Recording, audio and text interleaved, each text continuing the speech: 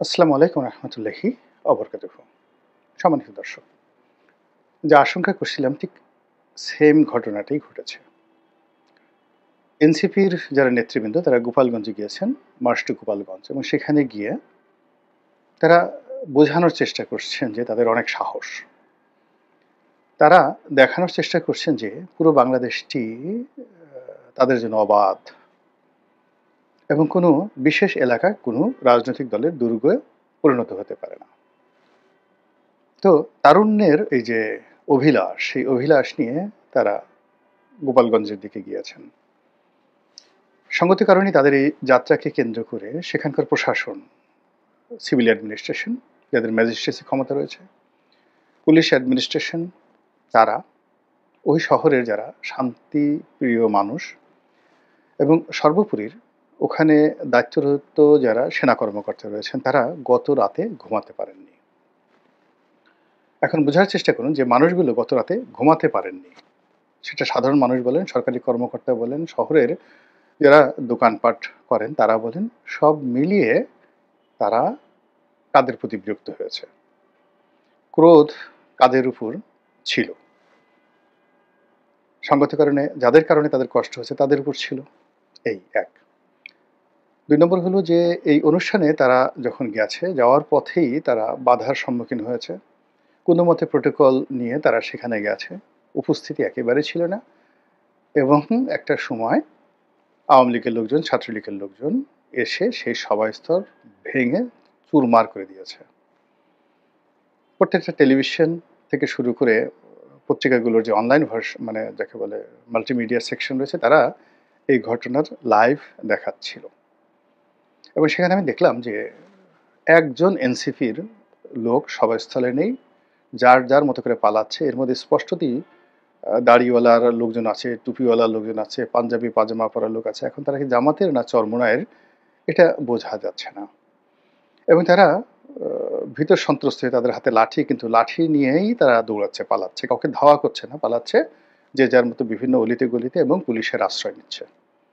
Police তাদেরকে কোনো রক্ষা করতে পারছে না। এবং একটা জায়গাতে ভিডিও ফুটেজে দেখলাম যে বেশ কয়েকটি হিউ অ্যান্ড ক্রাই, সেখানে সেনাবাহিনীর পা ধরে ক্ষমা চাওয়া হচ্ছে, আশ্রয় চাওয়া হচ্ছে, মানে অবস্থা। এবং এটার হেডলাইনে যে সমস্ত কথাবার্তা বলা হচ্ছে, এগুলো আমি আসলে এখানে বলতে চাচ্ছিলাম।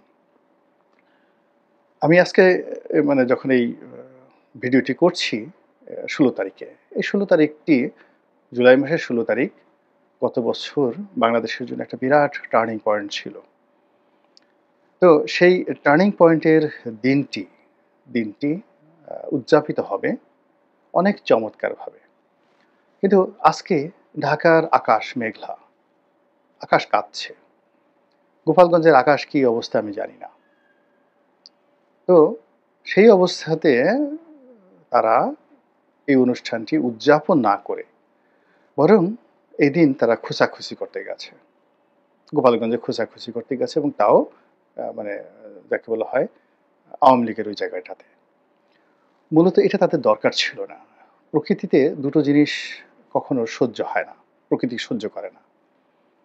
১ নম্বরে যেটা সহ্য করে না সেটা হলো আপনি অপ্রয়োজনীয় কাজ করবেন, আননেসেসারি কতগুলো কাজ করবেন, এটা প্রকৃতি সহ্য করবে না। আপনার টাকা থাকুক, ক্ষমতা থাকুক, যৌবন থাকুক, সৌন্দর্য থাকুক, এটাকে অপ্রয়োজনে আপনি ব্যয় করবেন।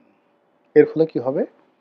যখন আপনার সেটা প্রয়োজন হবে, শক্তি, টাকা, যৌবন, আপনি তখন পাবেন না।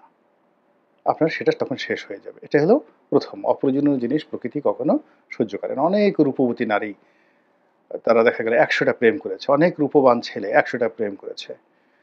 বিয়ে করার পরে দেখা গেল যে তারা যেভাবে আশা করেছিল তার রিভার্স, অর্থাৎ সুন্দরী পেল, বুড়া, কালা, ঢাউস।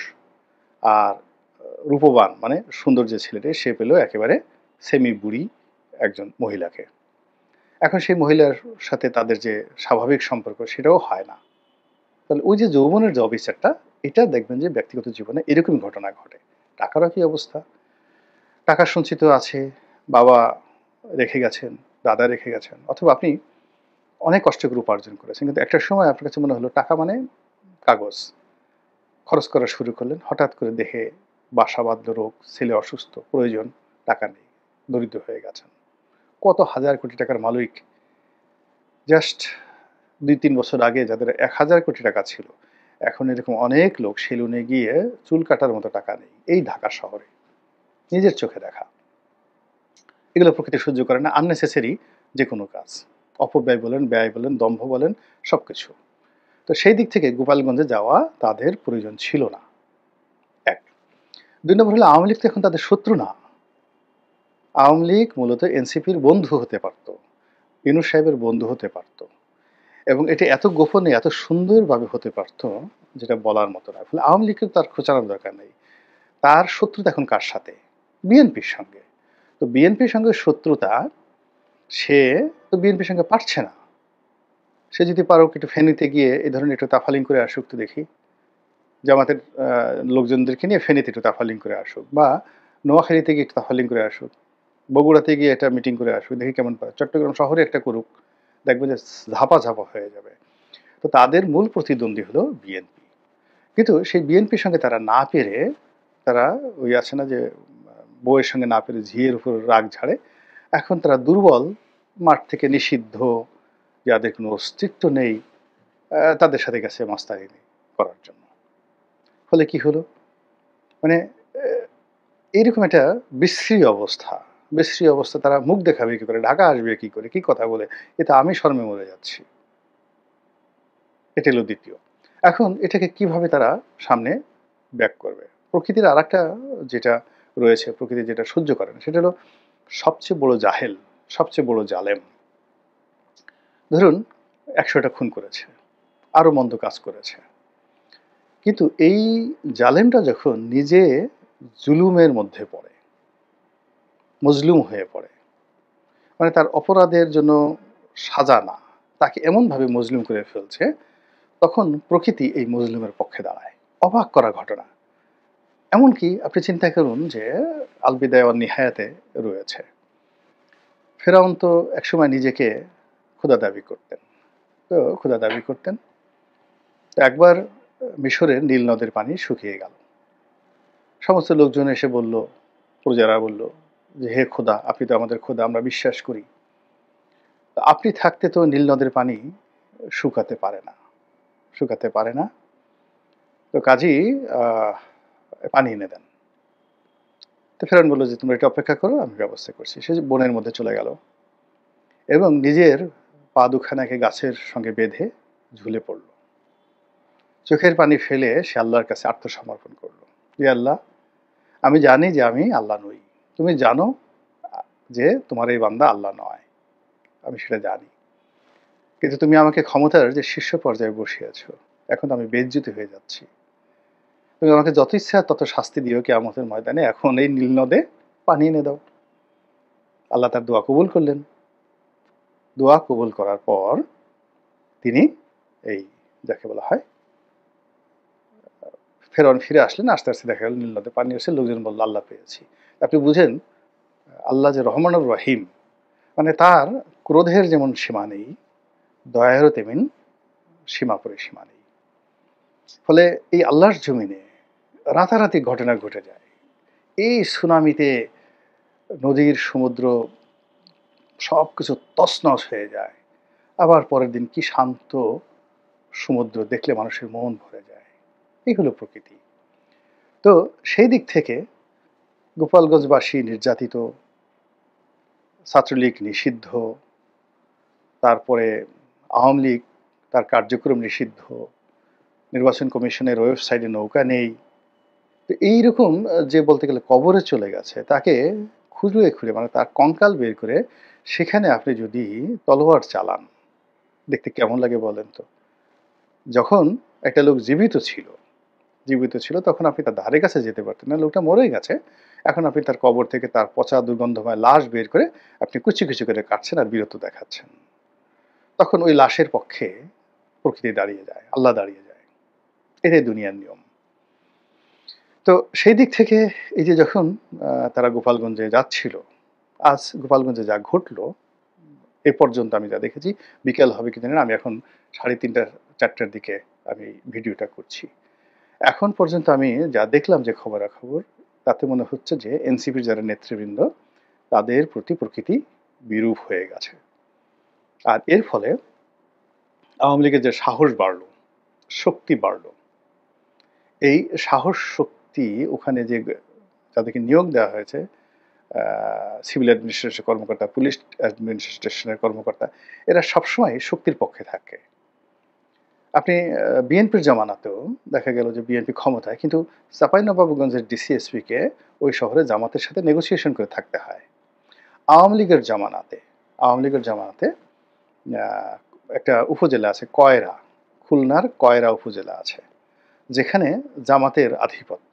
তো ওখানকার এমপি আমাকে কয়েকবার টেলিফোন করেছে, তো বলে যে ভাই আছি এখানে, মোটামুটি জামাতের সাথে তালমিল করে আমাকে চলতে হয়। খুলনার কয়রা উপজেলা, যারা ওখানে আছেন তারা জানেন। তো আওয়ামী লীগের জমানাতে শেখ হাসিনা ক্ষমতা যখন তুলবে, তখনও তাকে ওই এলাকাতে জামাতের লোকের সাথে নেগোশিয়েট করে চলতে হয়েছে।